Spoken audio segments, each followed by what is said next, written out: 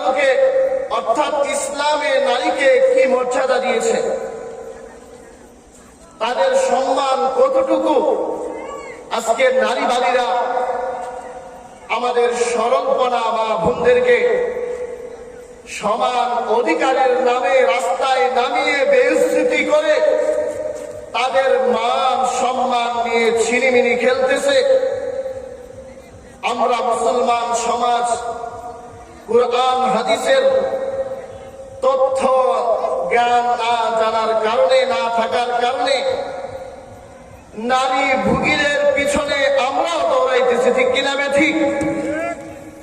কারণ ইসলামে আমার মা বোনদেরকে, আমার মেয়েকে, আমার স্ত্রীকে কি পরিমাণ সম্মান দিয়েছে এটা আমার জানা নাই। তাই আজ আমরা তাদের পিছনে দৌড়াচ্ছি, তাদের পিছনে আমাদের সময়গুলা নষ্ট করছি। যে আল্লাহ রাসূল সাল্লাল্লাহু আলাইহি ওয়াসাল্লাম এই ধরার পৃষ্ঠে আসার পূর্বে নারীদের কোনো ইজ্জতই ছিল না, নারীদেরকে কোনো প্রকার অধিকারই দেওয়া হয়নি। এমনকি নারীদের বাঁচার অধিকারটুকু রাসূলের আগে পুরা দুনিয়ার মধ্যে নারীদের বাঁচার অধিকারটুকু দেয় নাই। জাহিলিয়াতে আরবে কন্যা সন্তান জন্ম হইলে তাদেরকে জীবিত দাফন করে ফেলত, নাউজুবিল্লাহ। স্ত্রীদেরকেও তাদের অধিকার দেওয়া হয়নি, তাদেরকে বান্দির মতো খাটানো হইত। যেদিকে যখন মন চেয়েছে তাকে কাছে রেখেছে, মন চাই নাই তো ডাস্টবিনের যেমন ভাবে ময়লা নিক্ষেপ করা হয় এভাবেই নিক্ষেপ করা হয়েছে। মাদেরকে ইজ্জত করা হয়নি। তো আল্লাহ পাক এই দুনিয়ার কঠিন পরিস্থিতি থেকে মানব জাতিকে উত্তোলন করার জন্য সরকারে দো আলম সৈয়দুল মুরসালিন শফিউল মুজনবিন নবী মুহাম্মদুর রাসূলুল্লাহ সাল্লাল্লাহু আলাইহি ওয়াসাল্লামকে প্রেরণ করে ওই নারী জাতিকে আকাশের উচ্চ শিখরে পৌঁছে দিয়েছে। সুবহানাল্লাহ। ইসলামই একমাত্র নারীদেরকে তার মর্যাদা দিয়েছে, তাকে শিক্ষার অধিকার দিয়েছে, তাকে আমলের মধ্যে মর্যাদা বৃদ্ধি করে দিয়েছে। সন্তানরা মায়ের খেদমত করবে, নারীর মর্যাদা বৃদ্ধি করে দিয়েছে একমাত্র ইসলাম।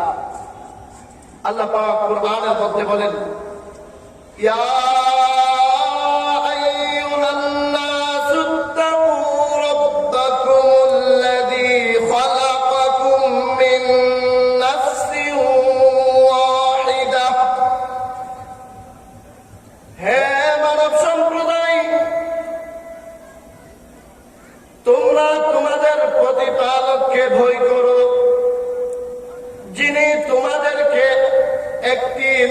থেকে সৃষ্টি করেছেন।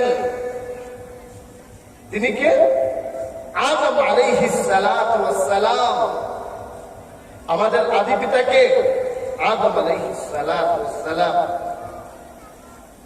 ওয়া খালাকা মিনহা যাওজাহা ওয়া বাথা মিনহুমা রিজালান কাসীরা ওয়া নিসা।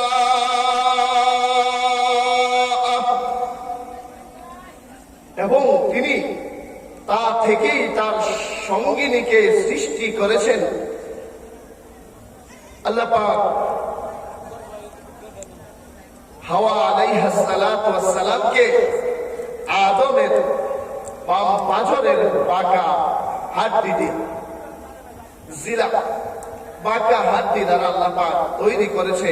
আর তাদের দুজনের দ্বারা অগণিত নারী পুরুষকে আল্লাহ পাক সৃষ্টি করেছেন। সুবহানাল্লাহ।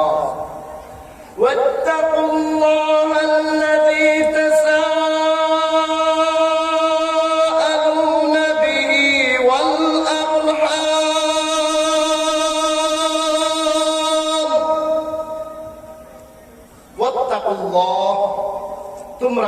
আল্লাহকে ভয় করো, আল্লাযী তাসাআলুনা বিহি, যার নামে তোমরা চেয়ে থাকো, ওয়াল আরহাম, এবং তোমাদের নিকটতম আত্মীয়, নিকটতম ব্যক্তিদের সাথে, স্বজনদের সাথে ভালো ব্যবহার করো। ইন্নাল্লাহা কানা আলাইকুম রাকীবা। তো আল্লাহ পাক এখানের মধ্যে মানুষকে সৃষ্টি কিভাবে করেছেন, কোথায় থেকে, তাদের সূত্র কি, এটা এখানে আলোচনা করেছেন যে আমি তোমাদেরকে একটা নফস থেকে, আদম থেকে, আর তার থেকেই তার স্ত্রীকে আমি সৃষ্টি করেছি, অতঃপর এই দুজনের দ্বারা আমি কোটি কোটি মানুষকে প্রেরণ করেছি। সুবহানাল্লাহ। দুনিয়ার সকল মানুষ কার সন্তান? আদমের সন্তান। এই জন্য রাসূল বলে কুল্লু মুসলিমিন ইখওয়া, সকল মুসলমান কি ভাই ভাই। দুনিয়ার সকল মানুষ ভাই ভাই, তবে তার মধ্যে মুসলমান পরস্পর আরো বেশি অন্তরঙ্গ। তার মধ্যে রয়েছে ঈমানের নূর। এই জন্য আল্লাহ পাক এখানের মধ্যে নারীদের এবং পুরুষদের উভয়ের কথা বলেছেন। আমরা যদি দুনিয়ায় লক্ষ্য করি, জাহিলিয়াতের যুগে নবী করিম সাল্লাল্লাহু আলাইহি ওয়াসাল্লাম যখন এসেছিলেন, আল্লাহ রাসূলের এক সাহাবী রাসূলুল্লাহ সাল্লাল্লাহু আলাইহি ওয়াসাল্লামের নিকট আসলেন। যখন রাসূল দাওয়াত দিতে শুরু করলেন একত্ববাদের, বনি তামিম গোত্রের সর্দার কায়েস বিন আসিম রাদিয়াল্লাহু তাআলা আনহু, কায়েস বিন আসিম রাদিয়াল্লাহু তাআলা আনহু রাসূলের দরবারে উপস্থিত হলেন। উপস্থিত হয়ে ঈমান গ্রহণ করলেন। কায়েস বিন আসিম রাদিয়াল্লাহু তাআলা আনহু ঈমান গ্রহণ করার পর জিজ্ঞাসা করলেন, ইয়া রাসূলুল্লাহ, ইয়া হাবিবাল্লাহ, আল্লাহ পাক কি আমার পিছনের সমস্ত গুনাহগুলো ক্ষমা করবে? রাসূল বলেন, হ্যাঁ, তুমি যখন কালেমা পড়েছো তোমার পিছনের সমস্ত গুনাহ আল্লাহ তাআলা ক্ষমা করে দিয়েছেন। সুবহানাল্লাহ। তারপরেও আসিম রাদিয়াল্লাহু তাআলা আনহু ক্রন্দন করতে লাগলেন। রাসূল বলেন, হে কায়েস বিন আসিম, তুমি কেন ক্রন্দন করো? বলি, ইয়া রাসূলুল্লাহ, ইয়া হাবিবাল্লাহ, আল্লাহ পাক আমাকে যে সন্তান দিয়েছে তার মধ্যে আমি 8টি সন্তানকে জীবন্ত অবস্থায় কবর দিয়ে ফেলেছি। আমার মেয়ে সন্তান হয়েছিল, তাই আমি নিজেকে বেইজ্জতি মনে করেছি যে আমার মেয়ে বড় হবে, তাকে অন্যত্র বিবাহ দিব, অন্য জায়গায় তাকে বিবাহ দিব। এটা আমি আমার জন্য কলঙ্কের কারণ মনে করে আমি আমার সন্তানদেরকে শৈশবেই কবর দিয়েছি। ইয়া রাসূলুল্লাহ, ইয়া হাবিবাল্লাহ, এক সময় আমি বাইরে ছিলাম, আমার ঘরে যখন একটা কন্যা সন্তান হলো, স্ত্রী আমাকে সংবাদ দিয়েছে যে তোমার মৃত সন্তান হয়েছে। কারণ যদি বলে মেয়ে হয়েছে, তাহলে তো আমি ওখান থেকে এসে তাকে জীবন্ত কবর দিয়ে দিব। তাই আমাকে বলেছে তোমার মৃত সন্তান হয়েছে, তাকে আমি কবর দিয়ে দিয়েছি। কায়েস বিন আসিম রাদিয়াল্লাহু তাআলা আনহু যখন কয়েক বছর পর তার বাড়িতে আসলেন, দেখলেন যে বাড়িতে একটা ছোট্ট শিশু, মেয়ে শিশু, এদিক থেকে সেদিক দৌড়াদৌড়ি করতেছে, ফুটফুটে, খুবই সুন্দরী। কায়েস বিন আসিম রাদিয়াল্লাহু তাআলা আনহু তার স্ত্রীকে জিজ্ঞাসা করলেন, হে আমার স্ত্রী, তুমি বলো এই সন্তান কার? বলে এটা আপনারই সন্তান, আপনারই মেয়ে। যখন মেয়ে সন্তান হয়েছিল আমি এই ভয়ে আপনার সাথে মিথ্যা বলেছি যে আপনি সন্তানকে জীবিত কবর দিয়ে দিবেন। সন্তান যখন এখন বড় হয়েছে, হাঁটা চলার বয়সে উপনীত হয়েছে, হতে পারে আপনার অন্তরের মধ্যে তার প্রতি মহব্বত আর ভালোবাসা আসবে। আপনি পিতা হয়ে কখনো তাকে মারতে পারবেন না, কারণ সন্তান যখন আব্বা বলে ডাক দেয় তখন অন্তরটা ঝুলাইয়া যায় না। আর যদি সন্তান মাতা পিতাকে না ডাকে, মাতা পিতার কথা না শুনে, তখন অন্তর চৌচির হয়ে যায়। ঠিক কিনা ঠিক? মুরব্বী যারা আছেন, বৃদ্ধ হয়ে গেছেন, এখন যদি সন্তান আপনার সাথে কথা না বলে, আপনার সাথে বিরোধাচরণ করে, মনে কষ্ট লাগে। বলতেছে ইয়া রাসূলুল্লাহ, ইয়া হাবিবাল্লাহ, আমি নিজের জন্য এটা অপমান মনে করলাম, আমার মেয়ে আমাকে আব্বা বলে ডাকবে, আমি এটাকে সহ্য করতে পারলাম না। আমি তার মাকে বললাম, তুমি মেয়েকে সাজিয়ে গুছাইয়ে দাও, তাকে একটি অনুষ্ঠানে নিয়ে যাইব। একথা বললে আমার স্ত্রী তাকে সাজাইয়া গুছাইয়া দিল। আমি তাকে নিয়ে চললাম জঙ্গলের মাঝখানে। যাইতে যাইতে জঙ্গলের গহীনে চলে গিয়েছিলাম। মেয়ে বলতেছে, বাবা কোথায় এসেছো তুমি আমাকে নিয়ে? বলে, মা এখানেই তো। ওইখানে গিয়ে আমি একটা গর্ত খুঁড়তে শুরু করলাম, আর আমার শরীরে যত ধুলাবালি লাগতে লাগলো, আমার ছোট্ট মেয়েটা তা পরিষ্কার করতে লাগলো। আর বলতেছিল, বাবা এত কষ্ট তুমি কেন করতেছো? তুমি এত মেহনত কেন করতেছো? বলে, আমি চুপ ছিলাম। যখন গর্ত খোঁড়া শেষ হয়ে গেল, আমি আমার ওই মেয়েটিকে হাত পাও বাঁধা শুরু করলাম। তখন মেয়ে বুঝে ফেললো যে আমাকে জীবন্ত কবর দেওয়া হবে। তাই মেয়ে বলতে লাগলো, বাবা তুমি আমাকে মাফ করে দাও, আমাকে ছেড়ে দাও, আমি আর কোনোদিন তোমাকে বাপ বলে পরিচয় দিব না, তোমাকে আর বাপ বলে ডাকবো না, আমার এই মুখ আর তোমার ওই সমাজে দেখাইব না, আমি অন্যত্র চলে যাব। বাবা তুমি আমাকে মাফ করে দাও, ছেড়ে দাও।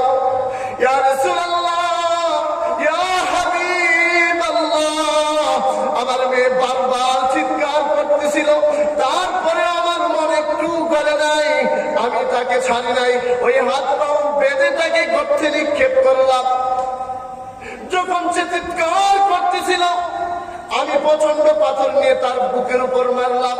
সাথে সাথে বুকটা ফেটে রক্ত বের হতে শুরু করল। ইয়া রাসূলুল্লাহ, ইয়া হাবিবাল্লাহ, ওই গুনাহ কি আমার মাফ হবে? রাসূলুল্লাহ সাল্লাল্লাহু আলাইহি ওয়াসাল্লাম বলেন, আল ইসলামু ইয়াহদিমু মা কানা ক্বাবলাহু।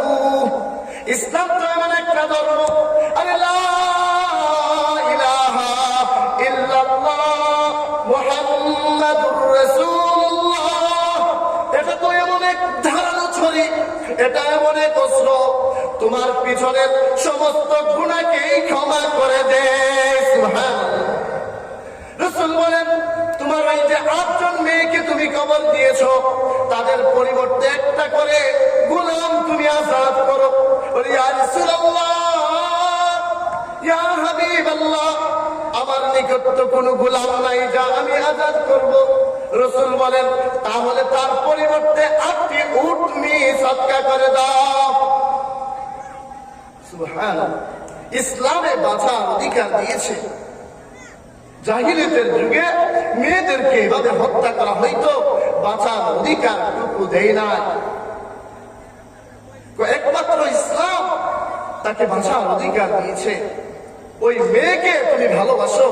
ক্বালান নবী সাল্লাল্লাহু আলাইহি ওয়াসাল্লাম, মান কানা লাহু বিনতান, যে ব্যক্তির নাকি 2টা মেয়ে সন্তান থাকবে, আর মেয়ে সন্তানকে সে ভালোভাবে লালন পালন করবে, সঠিকভাবে পরিচর্যা করবে, তাদেরকে সঠিক দিন শিক্ষা দেবে, সঠিকতা তার সঠিকভাবে পরিচালনা করবে, তাদেরকে বড় করে উপযুক্ত পাত্রের নিকট বিবাহ দিবে।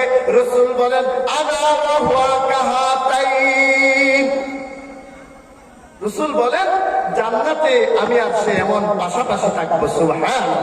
রাসূল তার শাহাদাত এবং মধ্যমা আঙ্গুলকে উঠাইলেন, দেখাইলেন যে সে আর আমি এমন কাছাকাছি থাকবো।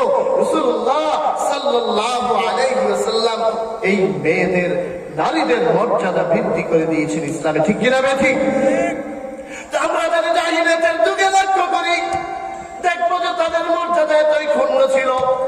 যখন কোন মেয়ে স্ত্রী কারো যখন মাসিক হইতো, তখন তাকে জঙ্গলে একটা ঘর বেঁধে দেওয়া হইতো। জঙ্গলের ওই ঘরে তাকে রাখা হইতো 10 দিন 15 দিন, যার যতদিন অতিবাহিত হওয়ার পর তারপর বাড়িতে নিয়ে আসতো। বেইজ্জতি।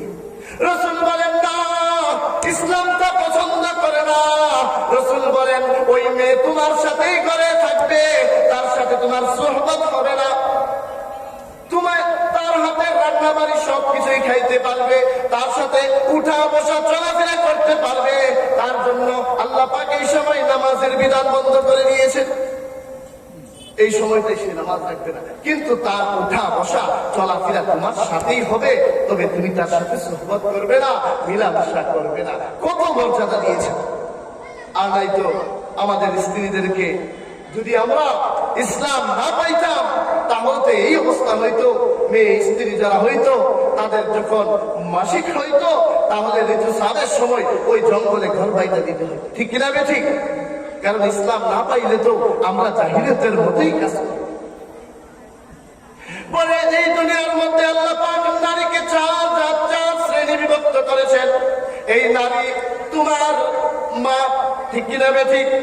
এই নারী তোমার মেয়ে, এই নারী তোমার স্ত্রী, এই নারী তোমার বোন, ঠিক কিনা ঠিক? এই 4 শ্রেণীর বাইরে কি কোন নারী আছে? নাই। তো ইসলামে মার মর্যাদা কেমন দিয়েছে? ওয়াকাদা রাব্বুকা আল্লা তা'বুদু ইল্লা ইয়্যাহ ওয়া বিল ওয়ালিদাইনি ইহসানা। আল্লাহ পাক বলেছেন ওয়াকাদা রাব্বুকা, তোমার প্রতিপালক আবশ্যক করে দিয়েছেন, ফরজ করে দিয়েছেন আল্লাহ তা'বুদু ইল্লা ইয়্যাহ, ওই আল্লাহ ছাড়া অন্য কারো উপাসনা করবে না। করা যাবে না। ওয়া বিল ওয়ালিদাইনি ইহসানা, আর মাতা পিতার সাথে সৎ আচরণ, মাতা পিতার সাথে ভালো আচরণ করো। কে শিক্ষা দিয়েছে? আল্লাহ পাক শিক্ষা দিয়েছে মাতা পিতার সাথে সৎ আচরণ করার জন্য। যে আবওয়াইকা জান্নাতুকা ওয়া নারুকা, রাসূল বলেন তোমার মাতা পিতাই তোমার জান্নাত, তোমার মাতা পিতাই তোমার জাহান্নাম। এই জন্য জান্নাত পাইতে গেলে কার খেদমত করা যায়? মাতা পিতা। কার খেদমত? মাতা পিতার খেদমত করতে চাই। আল্লাহ রাসূলের সাহাবী হযরত মুআয বিন হাকিম তার পিতা থেকে, তার দাদা থেকে বর্ণনা করেন যে আল্লাহ রাসূল সাল্লাল্লাহু আলাইহি ওয়াসাল্লামকে জিজ্ঞাসা করা হলো, ইয়া রাসূলুল্লাহ, ইয়া হাবিবাল্লাহ, আমি কার সাথে ভালো ব্যবহার করব? উত্তম ব্যবহার আমি কার সাথে করব? রাসূলুল্লাহ সাল্লাল্লাহু আলাইহি ওয়াসাল্লাম বলেন বি উম্মিক, উম্মিকা, তোমার মায়ের সাথে। আবার বললেন ইয়া রাসূলুল্লাহ, ইয়া হাবিবাল্লাহ, আমি সবচেয়ে ভালো ব্যবহার কার সাথে করব? রাসূল বললেন তোমার মায়ের সাথে। আবার বললেন ইয়া রাসূলুল্লাহ, ইয়া হাবিবাল্লাহ, আমার সবচেয়ে উন্নত ব্যবহার পাওয়ার সবচেয়ে উপযুক্ত কে? রাসূল বলেন তোমার মা। কয়বার বললেন? 3 বার। আবার জিজ্ঞাসা করলেন ইয়া রাসূলুল্লাহ, ইয়া হাবিবাল্লাহ, আমার সবচেয়ে ভালো ব্যবহারের উপযুক্ত কে? রাসূল বললেন তোমার পিতা। কয় নম্বরে?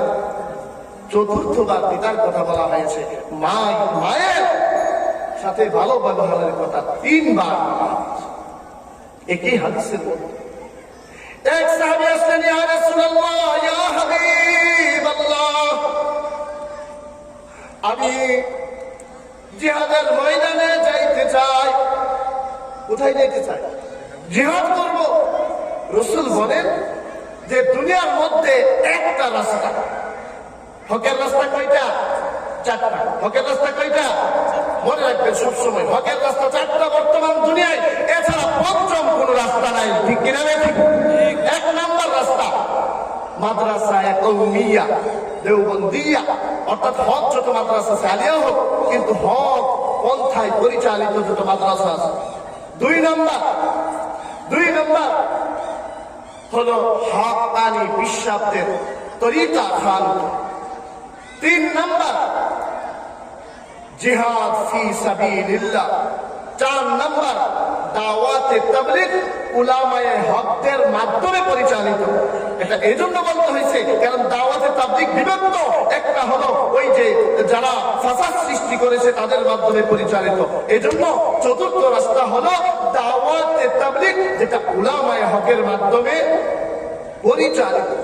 আল্লাহ রাসূলের সাহাবী বললেন, আল্লাহ রাসূল সাল্লাল্লাহু আলাইহি সাল্লাম বলেন, জিহাদের তো এত ফজিলত, যদি কোনো ব্যক্তির ঋণ থাকে আর এমত অবস্থায় সে আল্লাহর দ্বীনের বুলন্দির জন্য, আলায়ে কালিমাতুল্লাহর জন্য জিহাদের ময়দানে গিয়ে শহীদ হয়ে যায়, কিয়ামতের মাঠে যখন ওই পাওনাদার আসবে, আল্লাহ আমি তোমার বান্দার নিকট এত মাল পাইতাম, আমার মাল সে আদায় করে নাই, আমি তা চাই এখন আমাকে দেওয়া হোক।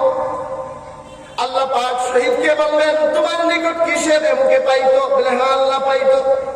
আল্লাহ পাক বলবেন, এই পাওনাদারে দিয়ে আসো। আল্লাহ পাক তার নিজের পক্ষ থেকে আদায় করে দিবে। সুবহানাল্লাহ। তারপরেও শহীদকে আল্লাহ পাক ক্ষমা করে দিবেন তার ওই পাওনা, অথচ আল্লাহ পাক বান্দার হক কি করেন না? মাফ করেন না। এখানে শহীদদের জন্য ক্ষমা। ইয়া রাসূলুল্লাহ, ইয়া হাবিবাল্লাহ, আমি জিহাদে যাইতে চাই। রাসূল জিজ্ঞাসা করলেন, তোমার মা কি জীবিত আছে? বলে, হ্যাঁ ইয়া রাসূলুল্লাহ, আমার মা জীবিত আছে। রাসূল বলেন, তোমার মায়ের খেদমত তোমার সবচেয়ে বড় জিহাদ। সুবহানাল্লাহ। তোমার মায়ের খেদমত করো, মায়ের খেদমত করো। ওয়াইসুল কারনীর নাম আমরা শুনি নাই? ওয়াইসুল কারনী রাসূলের যুগ পাইছে, এমনকি রাসূল জীবিত ছিলেন এই সময়টাও পাইয়েছে। ওয়াইসুল কারনী ওই কারান এলাকা থেকে একটি দল আসলো মুসলমান হওয়ার জন্য রাসূলের দরবারে। মুসলমান হলো। আবার যখন তারা আসলো, ওয়াইসুল কারনী একটা চিঠি লিখলেন, ইয়া রাসূলুল্লাহ, ইয়া হাবিবাল্লাহ, ইন্না উম্মি লাইসা লাহু আন ইয়াখদিমাহা ওয়া ইন্নী হাইয়ুন। ইয়া রাসূলুল্লাহ, ইয়া হাবিবাল্লাহ, একমাত্র আমার মা জীবিত আছে আর তার খেদমতের জন্য মাত্র আমি আছি, আর কেউ নাই যে তাকে একটু খেদমত করবে, পানি দিবে, তাকে খাওয়াইবে। ইয়া রাসূলুল্লাহ, এমত অবস্থায় কি আমি আপনার দরবারে এসে মুসলমান হব? আপনার দরবারে আসবো না আমার মায়ের খেদমত করব? রাসূলুল্লাহ সাল্লাল্লাহু আলাইহি ওয়াসাল্লাম বলেন, না, তুমি তোমার মায়ের খেদমত করো। সুবহানাল্লাহ। সাহাবী হইতে পারবেন না। রাসূল কাকে প্রাধান্য দিয়েছেন? মাকে। মায়ের খেদমত করো। তুমি তো ইসলাম বাস কালিমা পড়ছো, আশহাদু আল্লা ইলাহা ইল্লাল্লাহ ওয়া আশহাদু আন্না মুহাম্মাদান আবদুহু ওয়া রাসূলুহু। আর তার মর্যাদা এত দিয়েছেন, আবু বকর ওমর বসা। এমন অবস্থায় রাসূলুল্লাহ সাল্লাল্লাহু আলাইহি ওয়াসাল্লাম বলেন, হে আবু বকর, হয়তো তোমার যুগে সে আসতে পারবে না। উমরকে বললেন, হে উমর, ওয়াইসুল কারনী তোমার যুগে এখানে উপস্থিত হবে। ওয়াইসুল কারনী যখন আসবে তোমার নিজের জন্য তার নিকট দোয়া চাইও। সুবহানাল্লাহ। বুঝলেন নাই? যখন ওয়াইসুল কারনী আসলেন, উমর রাদিয়াল্লাহু তাআলা তাকে স্বাগতম জানাইলেন, চেয়ারে বসলেন, বললেন, আপনি আমার জন্য দোয়া করুন। ওয়াইসুল কারনীর চোখের পানি ঝরে গেল, বলতেছে, হে আমিরুল মুমিনিন, আপনি আমার নিকট দোয়া চান, আমি তো আপনার নিকট দোয়া চাইব। বলে না ওয়াইসুল কারনি, শুনো শুনো, রাসূল তো তোমাকে এই মর্যাদা দিয়েছে, বলেছে ওয়াইসুল কারনি তোমার সময় মদিনায় আসবে, তুমি তোমার জন্য দোয়া চাইও। সুবহানাল্লাহ। কেন? মায়ের খেদমতের কারণে। তাহলে মাদেরকে ইজ্জত দিছে কে? ইসলাম দিয়েছে। কোন ওই নারীবাদী ফেসিবাদী দিতে পারে নাই। আজকে ইউরোপ, আমেরিকা সহ বিশ্বের প্রতিটা দেশে মাদেরকে ওই জেলখানায়, ওই বৃদ্ধাশ্রম নামে এক জেলখানায় পাঠানো হয়। ঠিক কিনা দেখে? একমাত্র ইসলাম নারীদেরকে মর্যাদার আসনে ভূষিত করেছে। আমাদের ওই বৃদ্ধা মা বাবাদেরকে একমাত্র সম্মানের স্থানে বসিয়েছে ইসলাম। এর আগেও পারে নাই, বিশ্বের উন্নতির যুগেও পারে নাই, বরং তাদেরকে ইজ্জত টেনে ক্ষেত্রে তাদের ইজ্জত মাটির সাথে মিশিয়ে দেওয়া হয়েছে। ঠিক কিনা দেখে? এজন্য আমাদেরকে ওই ইসলামকে ফলো করতে হবে। আমরা পাইলাম নারী জাতির 4 শ্রেণীর এক শ্রেণী হলো কে? মা। তার ইজ্জত অনেক লম্বা আলোচনা, সময় লাগবে, আমরা সংক্ষিপ্ত শুধু আমরা বুঝাচ্ছি যে এইগুলার কত মর্যাদা, নারী হওয়া কত ইজ্জতের ব্যাপার। বলে লা তাকুল লাহুমা উফিন ওয়া লা তানহারহুমা ওয়া কুল লাহুমা কাওলান কারীমা। সুবহানাল্লাহ। আল্লাহ রাসূল বলেন, তোমার মাথা পিতা যখন বৃদ্ধ হয়ে যাইব, কোনো কিছু বলে তুমি উফ শব্দটা পর্যন্ত করতে পারবা না। উফ, ওষুধ হয়ে গেছে তোমার জ্বালা, বলে না এখন পোলাপান। এই জন্য বলে তোমার মেয়েকে ছেলেকে দিনদার বানাও, তাহলে তোমার ছেলে মেয়ে ওই যখন কোরআন হাদিসের আলোচনা করবে তোমার সাথে খারাপ ব্যবহার করবে না। ঠিক কিনা? ঠিক। একমাত্র দিনী শিক্ষায় তোমার ছেলেকে উন্নত চরিত্র বানাইতে পারে, তোমার মেয়েকে উন্নত চরিত্র বানাইতে পারে, এছাড়া বিশ্বের অন্য কোন শিক্ষা পারে না। ঠিক কিনা? একমাত্র ইসলামই পারে তাকে উন্নতের উচ্চ শিখরে আসনে ভূষিত করতে। কারণ রাসূলুল্লাহ সাল্লাল্লাহু আলাইহি ওয়াসাল্লাম বলেন, বুইস্তু মুআল্লিমান, আল্লাহ পাক আমাকে শিক্ষক হিসেবে প্রেরণ করেছে, লিউতিম্মা মাকারিমাল আখলাক, উত্তম চরিত্রের পরিপূর্ণতা ঘটানোর জন্য। সুবহানাল্লাহ। উত্তম চরিত্রের পরিপূর্ণতা ঘটিয়েছে ইসলাম। এক শ্রেণী পাইলাম আমরা মা, তাকে ইসলাম এত মর্যাদা দিয়েছে। রাসূল বলছেন যে তোমাদের মায়ের পায়ের নিচে তোমাদের জান্নাত। পুরুষদের জান্নাত কার নিচে? মায়ের পায়ের নিচে। তাহতা আল জান্নাতু তাহতা আকদামিল উম্মাহাত। রাসূল বলেছেন মায়েদের পায়ের নিচে হলো তোমাদের জান্নাত। আমরা জান্নাত ওই মাকে কষ্ট দিয়া, মাকে বৃদ্ধাশ্রমে ছায়া রাইখা, বাবাকে বৃদ্ধাশ্রমে রাইখা আপনি যতই ওই দিনদারি হন আর দাওয়াত দেন, আর যতই আপনি ইবাদত করেন, ওই যে আপনার মা কষ্ট করতেছে, মনে রাখেন কসম খোদা ওই কারণে তোমাকেও শাস্তি পেতে হবে। ঠিক কিনা? এজন্য মাতা পিতার সাথে ভালো ব্যবহার। 2 নম্বর মেয়ে, 2 নম্বর শ্রেণীকে মেয়ে নারী হিসাবে কে হয়? মেয়ে হয়। তাকে ভালোবাসা, আদর, যত্ন দাও। একটা যদি আমরা লক্ষ্য করি, আজকে নারীবাদীরা সমান অধিকারের নামে আমাদের মা বোনদেরকে রাস্তায় নামিয়ে তাদের ইজ্জতকে মাটির সাথে ধূলিসাৎ করে দিতেছে। ঠিক কিনা? ঠিক। কারণ একটা যখন মেয়ে হয়, রাসূল বলছেন যার দুটা মেয়ে সঠিকভাবে লালন পালন করবে, আমি এবং সে এমন কাছাকাছি জান্নাতে থাকবো। সুবহানাল্লাহ। এই মধ্যম আঙ্গুলটা একটু বড়, উম্মত আর নবীর মর্যাদা একটু বেশি কম তো হবে। এজন্য রাসূল এভাবে দেখাইছেন যে রাসূল তো রাসূলের মর্যাদায়, তবে উম্মত ও রাসূলের পাশাপাশি জান্নাতেই থাকবে। সুবহানাল্লাহ। কিন্তু আমরা মেয়ে হইলে কি না, আল্লাহ তাআলা বলেছেন যাল্লা ওয়াজহুহু মুসওয়াদ্দা ওয়া হুয়া কাযিম, যে তার চেহারা বিকৃত হয়ে যায়। ঠিক কিনা? ঠিক। যারা ভদ্রলোক এই সমাজের মেয়ে হইলে, আরে তোমার সবচেয়ে বড়, তোমার যত্নে, তোমার কাছে, তোমার জন্য মহব্বত আর ভালোবাসা তোমার মেয়েই দেখাইতে পারে ছেলের তুলনায়। ঠিক কিনা? ঠিক। ছেলে তোমার বিভিন্ন কাজে বাইরে থাকে, বিদেশে থাকে, অন্য কাজে ব্যস্ত থাকে। তোমার যখন কোনো অসুস্থতা হয়ে গেল, দেখবা তোমার মেয়ে তোমার জন্য পাগল হয়ে ছুটে এসেছে, ঠিক কিনা ঠিক? মেয়েদেরকে ইসলাম মর্যাদা দিয়েছে। এই যে বললাম যে ওই সাহাবী বলল, ইয়া রাসূলুল্লাহ, আমার 8টা সন্তানকে জীবিত কবর দিয়েছি, তো ওই অবস্থা থেকে কে রক্ষা করেছে? ইসলাম। ইসলাম তাদেরকে বাঁচার অধিকার দিছে, এর আগে কেউ তাদেরকে বাঁচার অধিকারটুকু দিতে পারে না। ইসলাম তাকে শিক্ষার অধিকার দিয়েছে। কি দিয়েছে? এই যে মহিলা মাদ্রাসা, ইসলামের আগে মহিলাদের জন্য কোন শিক্ষার ব্যবস্থাই ছিল না, আর তাদের তো বাঁচারই অধিকার ছিল না। শিক্ষা করবে কিভাবে? তাদের তো বাঁচারই অধিকার ছিল না।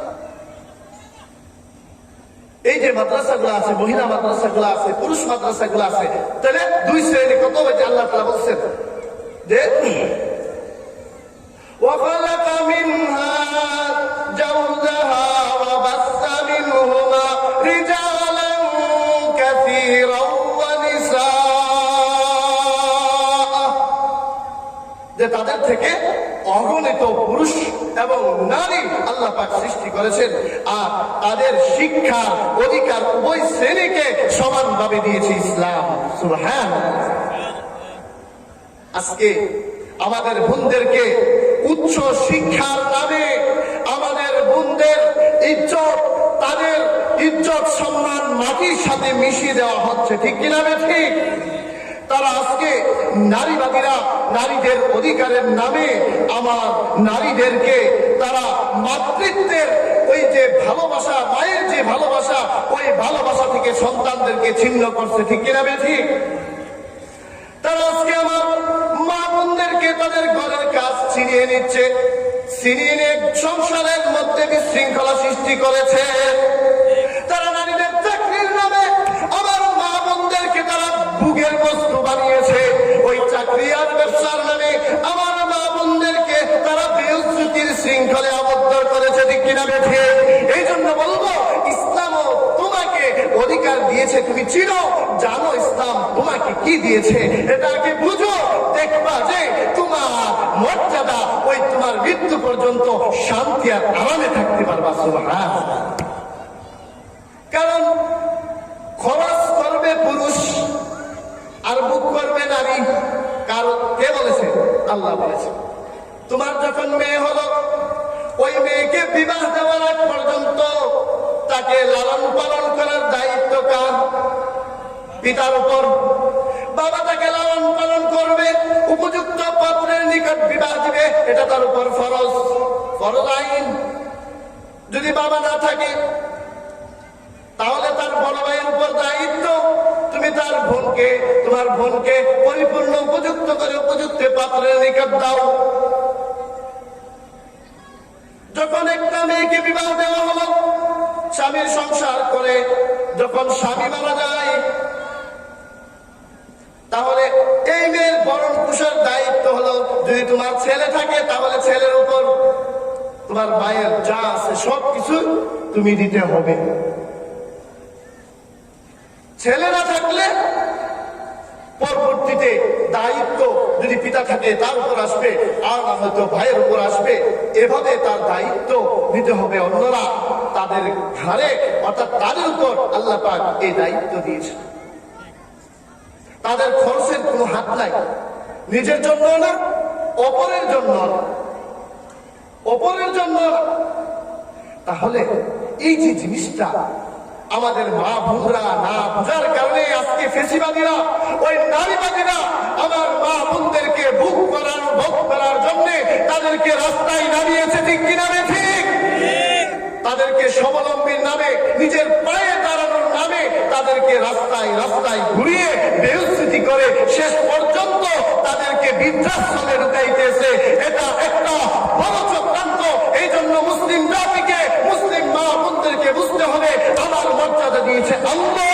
ওই মর্যাদা কি এটা জানতে গেলে আমি মহিলা মাদ্রাসায় আমাকে পড়তে হবে, অথবা তাদের আলোচনা শুনতে হবে, ওইখানে তালিম শুনতে হবে, তাহলে বুঝবো আমি নারী হিসাবে কত মর্যাদা। আপনি দেখেন নারীর কত মর্যাদা। ইসলাম সর্বপ্রথম যিনি গ্রহণ করেছেন তিনি পুরুষ না নারী? সর্বপ্রথম ইসলামকে গ্রহণ করেছেন আম্মা জান খাদিজাতুল কুবরা রাদিয়াল্লাহু তাআলা আনহা। আম্মা জানকে যখন রাসূল বললেন আল্লাহ তাআলাকে রাসূল হিসেবে প্রেরণ করেছেন, সাথে সাথে কালিমা পড়ে মুসলমান হয়েছেন। সুবহানাল্লাহ। রাসূলকে সর্বপ্রথম যিনি সান্ত্বনার বাণী শুনিয়েছেন, সান্ত্বনা দিয়েছেন, লা ইউখজিকাল্লাহু আবাদা, আল্লাহ কখনো আপনাকে নিরস্তুতি করবে না।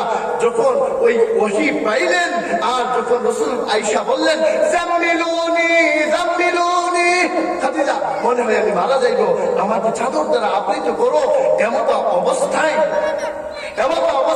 যিনি রাসূলকে সান্ত্বনা